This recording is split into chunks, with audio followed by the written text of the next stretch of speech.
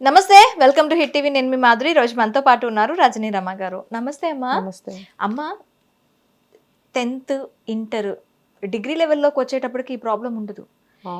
ఈ ఎగ్జామ్స్ రాస్తున్నారు పిల్లలు అనంగానే స్కూళ్ళ యాజమాన్యం అలాగే తల్లిదండ్రులు పిల్లలు స్ట్రెస్లోకి అలా కూరుకుపోతూ ఉంటారు. ఈ 10th ఇంటర్ ఎందుకు ఇంత బర్డెన్ అయిపోతున్నాయి? మొదటి క్లాసులకు కూడా అంత బర్డెన్ ఉండదు. అలాగే కొంచెం డిగ్రీకి వెళ్ళి మాస్టర్స్ వైపు వెళ్ళి అసలు వాళ్ళ ఆలోచనే ఉండదు. ఎందుకు ఇక్కడికి వచ్చేటప్పటికి వాళ్ళలో ఆ కంప్లీట్గా డిప్రెషన్ ఎక్కువైపోయి స్ట్రెస్ ఫీల్ అయిపోయి మాకు ఇంత పర్సంటేజ్ కావాలి, అంత పర్సంటేజ్ కావాలి, పర్సంటేజ్లు వెంట వెళ్ళి అసలు ఉన్న నాలెడ్జ్ని కూడా పోగొట్టుకొని ఎందుకు తయారవుతున్నారు? ఇప్పుడు రిజల్ట్స్ వస్తున్నాయంటే భయం వేస్తుంది. ఎక్కడ మళ్ళీ పలానా చోట 2 మార్కులు తక్కువ వచ్చాయనో, 1 మార్కు తక్కువ వచ్చిందనో సూసైడ్స్ చేసుకుంటారు. అసలు మార్క్స్కి ఎక్కువ ప్రయారిటీ ఇవ్వకుండా మనం ఫస్ట్ పాస్ అవుతామా లేదా అని చూసుకోవాలి. ఫస్ట్ స్టెప్లో తర్వాత బెటర్ మార్క్స్ కోసం ట్రై చేయాలి. ఎప్పుడు ఈ ఎగ్జామినేషన్స్ రాసేటప్పుడు అని కాదు, ఈ మనకి ప్రీ ఫైనల్స్ ఒకటి జరుగుతాయి కదా, అప్పుడు మీరు పాస్ అయ్యి మంచిగా చదవండి. మీ ఎఫర్ట్ మీరు పెట్టండి. ఎన్ని మార్క్స్ వస్తే అన్ని మార్క్స్ వస్తాయని మంచి ఎఫర్ట్ పెట్టండి. మీకు మంచి మార్క్సే వస్తాయి. ఒకవేళ మీకు ప్రీ ఫైనల్స్లో తగ్గినట్టు అనిపిస్తే ఇంకా మీకు టైం ఉంటుంది, ఒక 1 month. అక్కడ ఎక్కడైతే మీకు తక్కువ మార్క్స్ అనిపించాయో అక్కడ మీరు ఇంకొంచెం ఎఫర్ట్ పెట్టినట్టయితే, ఫర్ ఎగ్జాంపుల్ మ్యాథమెటిక్స్ లేదా ఇంగ్లీషు మీకు వాటిలో తగ్గుతున్నాయి అనిపిస్తే ఇంకొంచెం ఎక్కువ శ్రమ పడితే మీకు మంచి మార్క్స్ వస్తాయి. ఆ మార్క్స్ తక్కువ వస్తాయి మనకి ఏదో అయిపోతుందని భయపడాల్సిన అవసరం లేదు. ఫస్ట్ అయితే ఇయర్ వేస్ట్ అవ్వకుండా చూసుకోవాలి. ఈ డిప్రెషన్ స్ట్రెస్ ఆ ఏజ్ పిల్లల్లో ఎందుకు అంత ఎక్కువగా ఉంటుంది? ఇది ముందు ఈ 9th క్లాస్ నుంచి కూడా వాళ్ళకు ఉంటుంది. ఎందుకనంటే స్కూల్ వాళ్ళు ఎక్కువ భయపెడతారు. నెక్స్ట్ వచ్చేది 10th క్లాస్ అంటుంటారు. పేరెంట్స్ కూడా అంటూ ఉంటారు. ఎందుకనంటే 10th క్లాస్ అనేది టర్నింగ్ పాయింట్.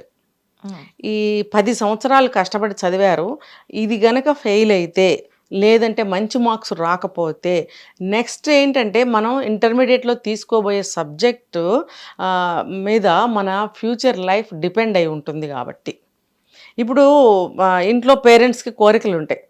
పిల్లల యొక్క తెలివితేటలు సామర్థ్యం గురించి వాళ్ళు ఆలోచించరు అంత ఎక్కువగా. చాలా తక్కువ మంది ఆలోచిస్తారు. సాధారణంగా అయితే మా అబ్బాయి ఇంజనీర్ అయిపోవాలి, డాక్టర్ అయిపోవాలి, ఇంకోటి అయిపోవాలి, సిఏ అయిపోవాలి అనుకుంటారు.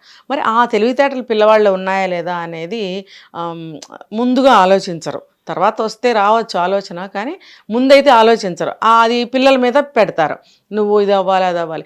ఫర్ ఎగ్జాంపుల్ వాళ్ళ ఫాదరో మదరో ఎవరైనా ఆ ప్లేస్లో ఉన్నారనుకోండి, సిఏ అయి ఉండొచ్చు, ఒక డాక్టర్ అయి ఉండొచ్చు. అలాంటప్పుడు నువ్వు కూడా ఇది అవ్వాలి, నా నా నా వారసత్వం నువ్వు తీసుకోవాలి అని వాళ్ళ మీద ప్రెషర్ పెడతారు. ఆ అబ్బాయికి తెలివితేటలు ఉన్నా కూడా ఆ సబ్జెక్ట్ మీద ఇంట్రెస్ట్ లేదనుకోండి, వాడు చదవబుద్ధి కాదు, ఇంట్రెస్ట్ లేదు, ఏముంది ఇందులో చిచ్చి అచ్చా అనుకుంటుంటాడు. అదే కానీ ఆ సబ్జెక్ట్ మీద ఇంట్రెస్ట్ ఉంటే బాగా చదవడానికి ఇష్టపడతాడు. అవును, ఇది తల్లిదండ్రులు గ్రహించి వాళ్ళకి ముందు నుంచే చెప్తూ ఉండాలి. 9th క్లాస్ నుంచి కూడా మెల్లగా ఖాళీ దొరికినప్పుడల్లా మాట్లాడుతూ ఉండాలి. నీకు ఏ సబ్జెక్ట్ అంటే ఇష్టము, ఏ సబ్జెక్ట్ నీకు ఈజీగా అనిపిస్తుంది, ఏ సబ్జెక్టు తీసుకుని నువ్వు ముందుకి చదవాలనుకుంటున్నావు లాంటివి ప్రశ్నలు వేయాలి. ఒకవేళ అతని ఇంట్రెస్ట్ ఏదైనా చెప్పినట్టయితే 2-3 సార్లు అడిగి కన్ఫర్మ్ చేసుకుని తనని అటువైపుగా మౌల్డ్ చేయాలి. అంతేగాని చిచ్చి నువ్వు ఇది అనుకుంటే దేనికి పనికిరావుది, నువ్వు ఇదే తీసుకోవాలి, ఇదే చదవాలి, మా వారసత్వం కూడా తీసుకోవాలి, లేకపోతే మన ఇంట్లో అందరూ అదే, నువ్వు కూడా అదే చేయాలి, ఇలా అన్నారనుకోండి, ఈ అబ్బాయికి లోపల నుంచి మనసు వ్యతిరేకిస్తూనే ఉంటుంది. ఇంట్రెస్ట్ లేకపోతే. ఇంట్రెస్ట్ ఉందనుకోండి, దాని వాల్యూ తెలియకుండా చదువుతున్నాడు అనుకోండి, వీళ్ళు ఇలా చెప్పినందువల్ల ఆ అబ్బాయికి వాల్యూ తెలిసి అప్పుడైనా ఇంట్రెస్ట్ పెంచుకుంటాడు. ఇక్కడ ఇంకొకటమ్మా, మనకి 9th క్లాస్ నుంచి ఇంటర్మీడియట్ నేను ఎక్కువగా అబ్జర్వ్ చేసింది ఏంటి అంటే హార్మోనల్ చేంజెస్. అవును, పిల్లలు ఖచ్చితంగా వాళ్ళ బాడీలో వస్తున్న చేంజెస్నే వాళ్ళు అయోమయంగా ఉంటారు. ఇలాంటి టైంలో వాళ్ళకి ఒక చదువు అనేది ఒక బర్డెన్గా, లేదు అంటే చదువు అనేది ఒక అదే లైఫ్ అనేట్టుగా ఉంటే ఈ హార్మోనల్ చేంజెస్ ఏమైనా వాళ్ళ బాడీ మీద నిజంగా ప్రభావం చూపించే అవకాశాలు ఉంటాయంటారా? ఎందుకంటే హార్మోనల్ చేంజెస్ మన మెంటల్ స్ట్రెంత్ మీద కూడా ఆధారపడి ఉంటాయంటారు. సో ఈ హార్మోనల్ చేంజెస్తో ఈ మెంటల్ ఎబిలిటీని కంట్రోల్ చేసుకుంటూ ఇటు బర్డెన్ని, అటు స్ట్రెస్ని, అలాగే ప్రెషరు, డిప్రెషన్ని ఎలా వాళ్ళు ఓవర్కమ్ చేయగలరు? అసలు ఇలాంటి సిచ్యువేషన్స్లో ఒకవేళ పేరెంట్స్ నువ్వు ఇలాగే చదవాలి, నువ్వు ఇంతే చదవాలి అన్న స్ట్రెస్ మీకు స్కూల్ నుంచి కానీ పేరెంట్స్ నుంచి కానీ వచ్చిందనుకోండి, వాళ్ళు ఎలా ఫీల్ అవుతారు? వాళ్ళ ఫీల్ ఎలా అవుతారనేది పక్కన పెడితే అది చాలా వాళ్ళ క్రిటికల్ కండిషన్ అని చెప్పుకోవాలి. వాళ్ళకి చాలా క్రూషియల్ అంటారు కదా, వాళ్ళు దాంట్లో నుంచి ఎలా బయటపడాలో తెలియని వయసు అది. అసలు ఆ చేంజెస్ వస్తున్నాయని కూడా, ఎందుకు వస్తున్నాయని కూడా వాళ్ళకి తెలియదు. ఏంటి ఇలా జరుగుతుంది, ఏదో చేంజ్ వస్తుంది అనుకుంటారే కానీ పొడుగవటం అనేది వాళ్ళకి మనం పెద్దవాళ్ళం అవుతున్నాం, పొడుగవుతున్నాం అని మాత్రం తెలుస్తుంది. మిగతా వాళ్ళకి అర్థం కావు.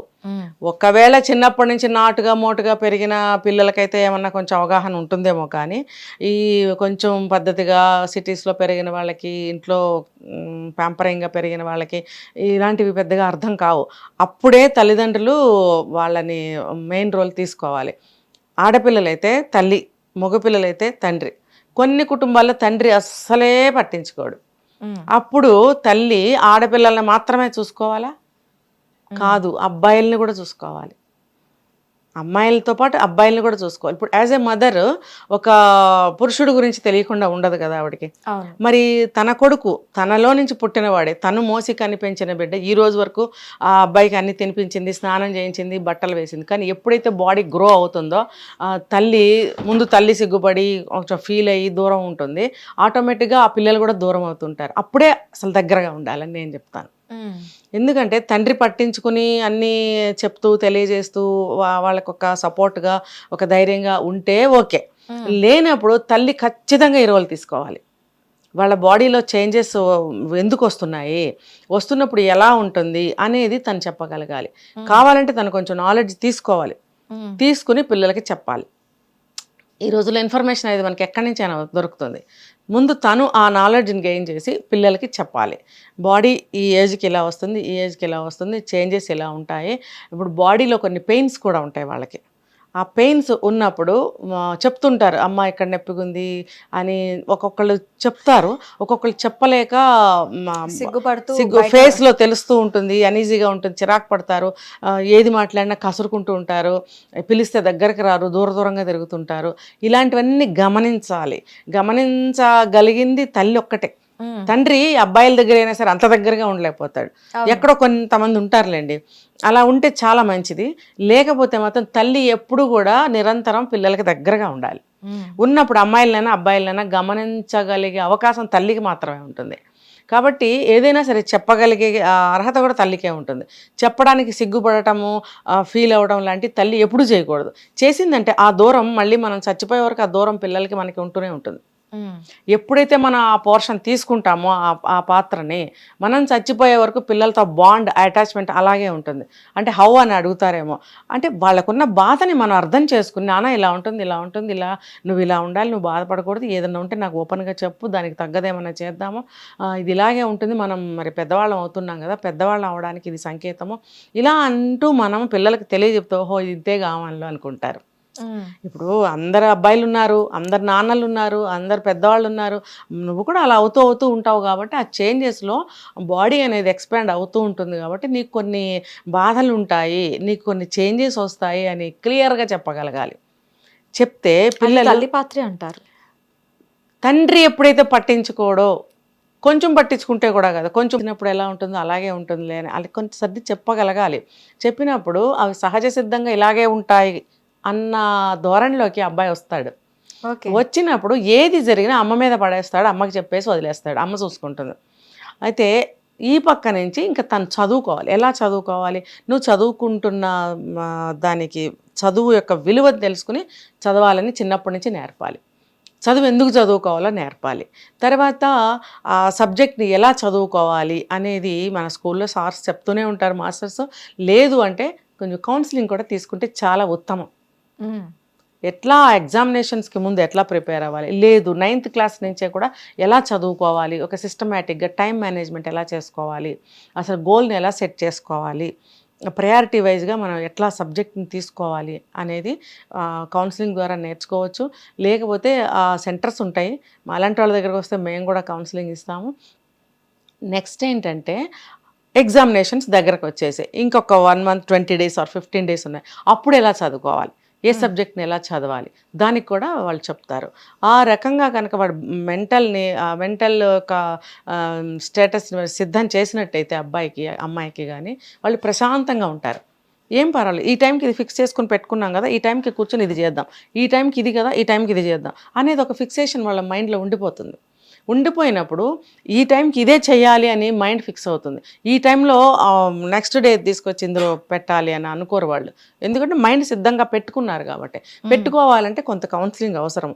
ఏ స్టూడెంట్కి అయినా సరే కౌన్సిలింగ్ తీసుకుంటే చాలా బెనిఫిట్ ఉంటుంది. ఎగ్జామినేషన్స్కి ముందు కానీ 9th క్లాస్ నుంచి కానీ సంవత్సరానికి 1-2 సార్లు 3 సార్లు కౌన్సిలింగ్ తీసుకుంటే కూడా పిల్లలు బాగా సిద్ధంగా ఉంటారు. అయితే నేను కూడా చాలా స్కూల్స్కి వెళ్ళి ఇది చెప్పే వచ్చాను, కాలేజెస్కి కూడా. సో ఆ ప్రయారిటీ ప్రకారం చదువుతారు పిల్లలు. అప్పుడు ఏమవుతుందంటే వాళ్ళకి స్ట్రెస్ ఉండదు. నెంబర్ 3, నువ్వు బాగా చదవాలి, 100కి 100 రావాలి, 100కి 100 రావాలి.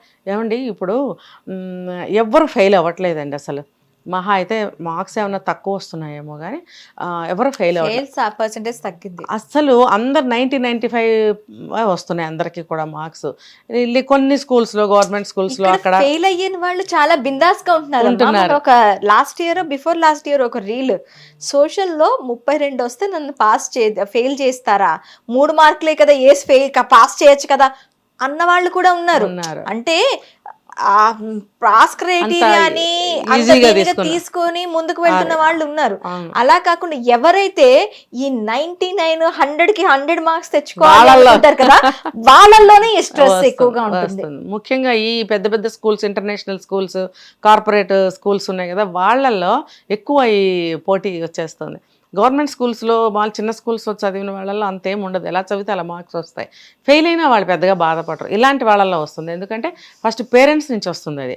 నేనేం చెప్తున్నానంటే ఇప్పుడు పరీక్షలు అయిపోయినాయి, ఎలా ఉండాలి అని నేను ఇప్పుడు నెక్స్ట్ సెషన్లో మళ్ళీ చెప్తాను. ఇప్పుడు ఈరోజు ఇంటర్మీడియట్ రిజల్ట్స్ వచ్చాయి. Next 23rd 10th class results వస్తున్నాయి. మీరేం చేస్తారంటే పేరెంట్స్గా పిల్లల్లో మీరు ఆందోళన కలిగించకండి, మీరు ఫస్ట్ ఆందోళన పడకండి. మీరు మామూలుగానే మీ జాబ్ మీరు చేసుకోండి, మీ ఇంట్లో తల్లి అయితే వంటలు చేసుకోండి, ఇంటి పిల్లలకి మంచిగా పెట్టండి. హాలిడేస్ కదా, హాలిడేస్ మొన్న ఎలా ఉన్నారో ఈరోజు కూడా అలాగే ఉండండి. అమ్మో రిజల్ట్స్ వస్తాయి, ఎన్ని మార్క్స్ వస్తాయో ఏంటో, నెక్స్ట్ ఏమి సబ్జెక్ట్ తీసుకోవాలో, ఇలాంటి డిస్కషన్స్ అసలు చేయకండి పిల్లలతోటి. చేయొద్దు. ఇంకా వీలైతే వాళ్ళని తీసుకుని చక్కగా బయటికి ఎక్కడికన్నా వెళ్ళండి, ఒక చిన్న ట్రిప్కి వెళ్ళండి. లేదు ఏదన్నా ఎంజాయ్ చేయాలంటే మీకు చాలా ఉన్నాయి, హోటల్స్ అని, తర్వాత పార్కులని, ఇలాంటివి ఏవేవో ఉంటాయి కదా. వాళ్ళు ఎక్కడికైతే వెళ్ళాలనుకుంటారో అక్కడికి ఎంజాయ్ చేయడానికి ఒక మూవీకి కానీ అలా వెళ్తూ ఉండే మూవీ కూడా ఒక మంచి మూవీ సెలెక్ట్ చేసుకొని వెళ్ళండి. లేదు ఇంట్లో అందరూ కూర్చొని టీవీలో ఏదైనా మంచి మూవీ చూడండి, ప్రోగ్రామ్ చూడండి, ఎంజాయ్ చేయండి. వీలైతే చుట్టాలింటికి వెళ్ళినప్పుడు ఏమవుతుంది, వాళ్ళ మైండ్లో రిజల్ట్స్ వస్తున్నాయనే విషయం ఉండదు. ఉన్నా సరే అది అందరితో కలిసి ఉండటం వల్ల వెళ్తే ఇంకొక బాధమ్మా, రిజల్ట్స్ వస్తున్నాయి కదా, అంటే ఏమయ్యాయి, వీడు రాసిన వాడికి పేరెంట్స్ కి ఉండదు. జనరల్ గా చెప్తున్నా నేను, సెలవులు కాబట్టి నేను చెప్తున్నా. సరే అలా ఎక్కడైనా సరే ఒక మైండ్ రిక్రియేట్ అయ్యేటట్టుగా టైం ని కంప్లీట్ గా చెయ్యాలి, వాళ్ళతో ఎంగేజ్ అయి ఉండాలి, వాళ్ళతోనే కలిసి ఉండండి. తండ్రికి కుదరకపోతే తల్లి, ఇంట్లో మిగతా సిబ్లింగ్స్ ఉంటారు, వాళ్ళు అందరూ కూడా దగ్గరగా ఉంటూ ఉండాలి.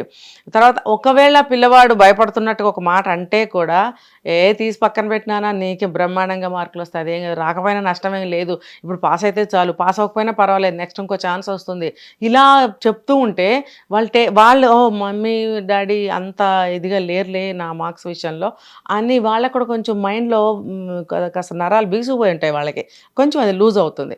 అయినప్పుడు వాళ్ళు కొంచెం ఈజీగా ఉండగలుగుతారు. లేకపోతే స్ట్రెస్లో ఉంటారు, తిండి తినలేరు, మాట్లాడలేరు, భయపడుతూ ఉంటారు. ఆ భయాలన్నీ కూడా తీసేయాల్సిన బాధ్యత ఇంట్లో మెంబర్స్దే అని నేను చెప్తాను. ఇప్పుడు రిజల్ట్స్ వస్తున్నాయి కాబట్టి ముఖ్యంగా తల్లిదండ్రులు ఈ జాగ్రత్తలు తీసుకోండి. పిల్లలతో దగ్గరగా ఉండండి, వాళ్ళ ఆలోచనలకు కూడా మీరు దగ్గరగా ఉండండి, వాళ్ళ మనోభావాల్ని బాగా పంచుకోండి, వాళ్ళతో కలిసి తిరగండి. రిజల్ట్స్ వచ్చిన తర్వాత కూడా మీరు వాళ్ళతోనే ఉంటూ ఉండాలి కొంతకాలం పాటు. ఒక మంచిగా వాళ్ళకు ఒక సబ్జెక్ట్ని డిసైడ్ చేయండి. ఫెయిల్ అయితే ఎవ్వరు అవ్వరండి, అందరూ ఇది డ్యామ్ షూర్, ఎవ్వరు కూడా ఫెయిల్ కారు. వాళ్ళ మార్కులు తక్కువ వచ్చేంత మాత్రాన వాళ్ళు వేరే సబ్జెక్ట్ చదవలేరని ఏమి ఉండదు. ఇప్పుడు తక్కువ మార్కులు వచ్చిన వాళ్ళు కూడా మ్యాథమెటిక్స్లో ఎంపీసీ తీసుకుని వెళ్ళగలుగుతారు, బైపీసీ తీసుకుని డాక్టర్లు అయిన వాళ్ళు ఉన్నారు, 35 మార్క్స్ వచ్చిన వాళ్ళు కూడా డాక్టర్లు అయిన వాళ్ళు ఉన్నారు. మరి తర్వాత వాళ్ళ స్కిల్స్ పెరుగుతాయి, వాళ్ళ ఆలోచనలు పెరుగుతాయి. ఎలా అంటే అరే నేను ఇప్పుడు 10th అయిపోయింది, పాస్ అయితే చాలు ఎంత గర్వం వస్తుందంటే పిల్లలకి, ఫుల్ హ్యాపీ ఉంటారు వాళ్ళు. అరే మనం 10th అయిపోయింది, కాలేజీకి వెళ్తున్నాం, ఆ హ్యాపీనెస్ ఉండనిద్దాం. మార్కులు ఇంకా ఎక్కువ వస్తే బాగుండేది, ఇంకో 2 వస్తే నీకు ఆ సీట్ అది వచ్చేసేది కదా, అలా అనకండి, అలా మాట్లాడకండి. వాళ్ళకి వస్తుంది, వాళ్ళ ప్రయత్నాన్ని బట్టి వస్తుంది, లేకపోతే మనకి ఎన్నో ఆప్షన్స్ ఉన్నాయి, ఆల్టర్నేట్స్, వేరే ఏదైనా తీసుకోవచ్చు. అబ్బాయికి ఇష్టమైంది చదివించవచ్చు, అది ఇంట్రెస్ట్ ఉన్న దాంట్లోకి పంపించండి, దాని గురించి మాట్లాడుకోండి, చక్కగా మంచి ఫుడ్ పెట్టండి, హ్యాపీగా ఉండేటట్టు చూడండి. తర్వాత నెక్స్ట్ ఇంటర్మీడియట్కి వచ్చినప్పుడు ఈ 2 నెలల్లో వాళ్ళకి ఏదైనా కోచింగ్ కూడా ఇప్పించండి మీరు. తప్పేంటి, ఒక చదువు గురించి ఎందుకు ఇప్పించాలి, ఏదైనా నేర్పించండి. ఆ అబ్బాయికి ఇష్టమైతే క్రికెట్లో జాయిన్ చేయండి, లేకపోతే మ్యూజిక్కి ఇష్టం అంటే 2 నెలలు ఏం నేర్చుకుంటావులే, అక్కర్లే 2 నెలలు ఏం నేర్చుకుంటాడనేది పక్కన పెడితే అతను ఒక జస్ట్ ఫర్ చేంజ్ లాగా వెళ్తాడు కదా, ఈ స్ట్రెస్లో నుంచి వేరే వాతావరణంలోకి వెళ్తాడు కదా, అలా అతనికి వేరే వాతావరణాన్ని కల్పించాలి. ఇష్టమైతే డాన్స్ నేర్పించవచ్చు, పిల్లలు అబ్బాయిలందరూ మంచి డాన్స్ నేర్చుకుంటున్నారు, మ్యూజిక్ నేర్చుకుంటున్నారు, ఏదైనా ఒక ఇన్స్ట్రుమెంట్ నేర్చుకుంటున్నారు, అటువంటి బోల్డ్ వస్తున్నాయి ఇప్పుడు ఇన్స్టిట్యూట్స్, మ్యూజిక్ నేర్పిస్తామని అదని ఇదని చాలా వస్తున్నాయి. లేదంటే చెస్ నేర్పించండి, ఒక గేమ్ నేర్పించండి, ఎంత మీకు వచ్చుంటే మీరు అందరూ కూర్చుని ఆడుకోవచ్చు. లేకపోతే చిచ్చి ఎప్పుడు ఇంట్లో వాళ్ళతోనే అనుకుంటే ఎక్కడైనా జాయిన్ చేయండి. ఇప్పుడు రామకృష్ణ మిషనరీ ఉన్నాయి మఠాలు, అక్కడ సమ్మర్ క్యాంప్స్ జరుగుతూ ఉంటాయి, ఒక 15 days 20 days 1 month జరుగుతూ ఉంటాయి బ్యాచ్ వైజ్గా, అక్కడ జాయిన్ చేయండి. అసలు లైఫ్కి కావాల్సిన వాల్యూస్ అన్నీ కూడా నేర్పుతారు అక్కడ. ఒక్క 15 days మీరు జాయిన్ చేయండి, ఫ్రీ, మీరేం డబ్బులు కట్టక్కర్లేదు, చక్కగా రోజు మీరు కూడా వెళ్ళొచ్చు. పేరెంట్స్ వెళ్ళండి, వెళ్ళి చక్కగా అక్కడ అన్ని అటెండ్ ఒక మార్నింగ్ ఒక 1 hour 2 hours ఉంటుంది, అందరూ వెళ్ళండి. ఒక ఫాదర్కి వీలు కాకపోతే మదర్ వెళ్ళండి, అక్కడే మీకు బ్రేక్ఫాస్ట్ కూడా పెడతారు, అక్కడ తినండి. పిల్లల్ని అక్కడ జాయిన్, మీకు కూడా మైండ్ ఎంతో బ్రాడ్ అవుతుంది, మన ఆలోచనలు మారుతాయి, మన ఒపీనియన్స్ మారుతాయి, ఎంతో ఆత్మస్థైర్యం వస్తుంది ఆ మాటలతోటి వింటే. సో ఇలాంటివి ఎన్నైనా చేయొచ్చు. అంతే ఇంట్లో కూర్చోబెట్టి ఎక్కడికి వెళ్ళకు, రిజల్ట్స్ వస్తున్నాయి, వాళ్ళు అడుగుతారు వీళ్ళు అడుగుతారు. ఇందాక మీరు అన్నారు కదా చుట్టాలు, నన్ను అడిగితే అలాంటి చుట్టాలకి అలాంటి వాళ్ళకి ఎదురెళ్ళమని చెప్తా నేను. ఎందుకనంటే ఎరా ఏమ్మా రిజల్ట్స్ వస్తున్నాయిగా, ఎలా రాసావు, హోప్ ఉందా అన్నా అనుకో, నాకెందుకు హోప్ లేదు అన్నట్టు మనం ఉండాలి, కానీ నాకే ఫస్ట్ మార్క్ వస్తుంది అన్న ధీటుగా జవాబు చెప్పగలగాలి. కానీ అమ్మో భయపడిపోయి ఆయన అడుగుతాడని చెప్పి దాక్కొని బయటకు వెళ్ళి కూర్చోవడము, లేకపోతే టీవీ చూస్తూ కూర్చోవడం, మూలకెళ్ళి దాక్కోవడం, ఏడుస్తూ కూర్చోవడం అసలు చేయకూడదు. అలా అడిగే వాళ్ళకి ప్రతిరోజు ఎదురెళ్ళమని చెప్తా నేను, అదొక ఇన్స్పిరేషన్గా తీసుకోండి. కొంతమంది అంటారు, నువ్వు ఆ మధ్య అసలు బాగా చదవలేదు, మీ నాన్న చాలా దిగులు పడ్డాడు, మరి ఇలా అయితే ఎట్లా రా, ఏం బాగుపడతావురా నువ్వు అని కొంతమంది పెద్దవాళ్ళు పిచ్చి పిచ్చిగా మాట్లాడతారు. అసలు ఆ రోజు వెళ్ళి అప్పుడు ఎదుర్కోకుండా వాళ్ళని ముందు నుంచి ఎప్పుడు కలుస్తూ ఉంటే కనుక అలాంటి వాళ్ళని ఎక్కువగా ఎదుర్కోండి అని చెప్తా నేను. అవి ఎప్పుడైతే ఎన్నిసార్లు అయితే మనం వింటామో అది మనకి ఇన్స్పిరేషన్గా ఉంటుంది. అరే నేనెందుకు చేయలేను, నేనెందుకు చదవలేను, నాకెందుకు రాదు అనే పట్టుదల మనకి ప్రతిసారి పెరుగుతూ ఉంటుంది. కాబట్టి అలాంటి వాళ్ళకి భయపడి దాక్కోవద్దు, చుట్టాలింటికి వెళ్ళండి, తప్పేంటి. అలాంటి మాటలు ఒక 4 సార్లు వింటే రిజల్ట్స్ వచ్చేటప్పటికి మీ మైండ్ ఇంకొంచెం స్ట్రాంగ్ అవుతుంది, అవడానికి ఛాన్సెస్ ఉన్నాయి. ఓకే, దాన్ని మీరు నెగిటివ్గా తీసుకోవద్దు, పాజిటివ్గా ఛాలెంజ్గా తీసుకోండి. రాసింది ఏదో రాసేసావు, ఈ రోజుల్లో ఎవ్వరు ఫెయిల్ కావట్లేదు, మళ్ళీ చెప్తున్నా, రాసింది రాసేసావు, నీకు 95 99 రాకపోతే నీకు ఎన్నో కొన్ని వస్తాయి కదా, పాస్ అయితే అయిపోతావు కదా. నేను 36 40 45 అని నేను చెప్పట్లేదు, మీకు 80 రావచ్చు, 90 రావచ్చు, 75 రావచ్చు, 65 రావచ్చు, ఏదైనా 60% దాటిందంటే గ్రేటే కదా. మార్కుల కాంపిటీషన్లో ఎప్పుడూ ఉండద్దు. నీ బుర్రకి పదును పెట్టు, నీ స్కిల్స్ పెంచుకో. ఇప్పుడు ఈ వెకేషన్లో, ఈ సమ్మర్ వెకేషన్లో ఇంకా టైం ఉంది, కాలేజీలో జాయిన్ అవ్వడానికి ఇంకా టైం ఉంది. కాబట్టి ఈ పీరియడ్లో నీ స్కిల్స్ పెంచుకో, నీ కమ్యూనికేషన్ స్కిల్స్ పెంచుకో, నీ టాలెంట్స్ పెంచుకో, నీ ఐక్యూని పెంచుకో, నీ తెలివితేటలను పెంచుకో, నీ మాట్లాడే విధానం మార్చుకో, ఎట్లా మాట్లాడాలనేది నేర్చుకో, ఎట్లా జవాబు చెప్పాలనేది నేర్చుకో. ఇంత అవకాశం ఇన్ని విషయాల్లో నీకున్నప్పుడు అమ్మో మార్కులు తగ్గొస్తాయని నువ్వు ఏడుస్తూ కూర్చోవద్దు.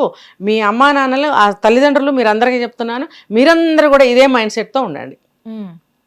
ఇలా ఉంటే పిల్లలు డిప్రెషన్లోకి వెళ్ళి ఆత్మహత్యలు చేసుకోకుండా ఉంటారు, వాళ్ళ మైండ్ వీక్ అవ్వకుండా ఉంటుంది. పిల్లల్ని మనమే చంపుకుంటున్నాం. పిల్లల్ని సరైన పెంపకం పెంచకుండా, సరైన గైడెన్స్ ఇవ్వకుండా, వాళ్ళకి సరైన దారి చూపించకుండా, ఉపాయాలు నేర్పించకుండా, పుస్తకాలు కొనిచ్చేసి స్కూల్స్లో లక్షల ఫీజులు కట్టేసి రోజు పొద్దున్నే మేకల్ని గొర్రెల్ని తోలేసి మనం బ్యూటీ పార్లర్స్కి, లేకపోతే సినిమాలకి, షాపింగ్లకి, చుట్టాల పెళ్ళిళ్ళకి వెళ్ళిపోతామే.